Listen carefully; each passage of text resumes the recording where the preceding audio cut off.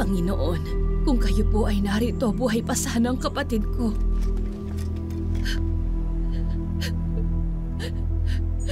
Subalit nalalaman kung kahit ngayon ipagkakaloob sa inyo ng Diyos ang anumang hingin niyo sa Kanya. Muling mabubuhay ang iyong kapatid.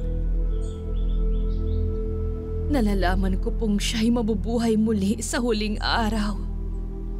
Ako ang nagbibigay buhay at muling pagkabuhay. Ang sinumang sumasampalataya sa akin kahit namatay ay muling mabubuhay. At sinumang nabubuhay at sumasampalataya sa akin ay hindi mamamatay kailanman. Naniniwala ka ba sa sinabi ko? Opo, Panginoon. Naniniwala akong ikaw si Kristo, anak ng Diyos na naparito sa mundo. Nasaan ang kapatid mong si Maria? Dalhin mo siya rito.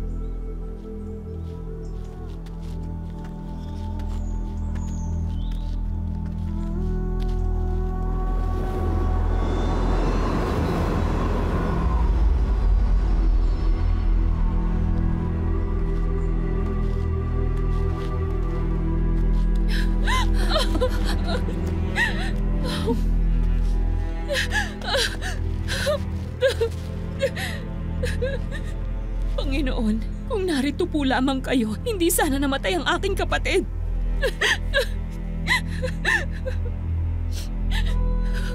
Saan ninyo siya inilibing? Panginoon, halika at tingnan mo.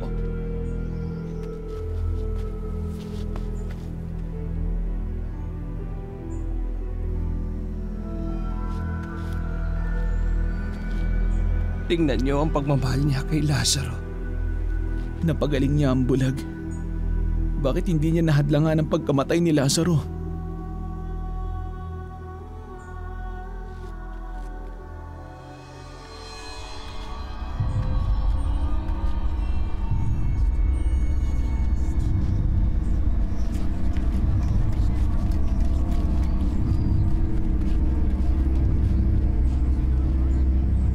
Alisin ninyo ang bato.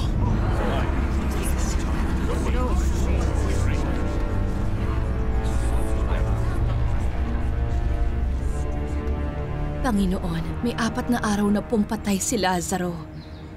Nabubulok na po ang katawan niya. Hindi ba't sinabi ko sa iyo na kung sasampalataya ka sa akin ay makikita mo ang kaluwalhatian ng Diyos?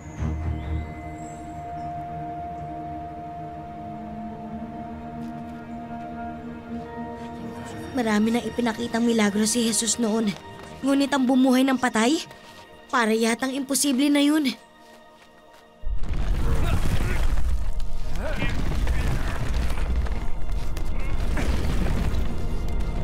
Ama, nagpapasalamat ako sa iyo sapagkat dinirinig mo ako.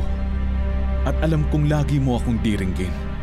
Ngunit sinasabi ko ito dahil sa mga taong naririto upang maniwala silang ikaw ang nagsugo sa akin.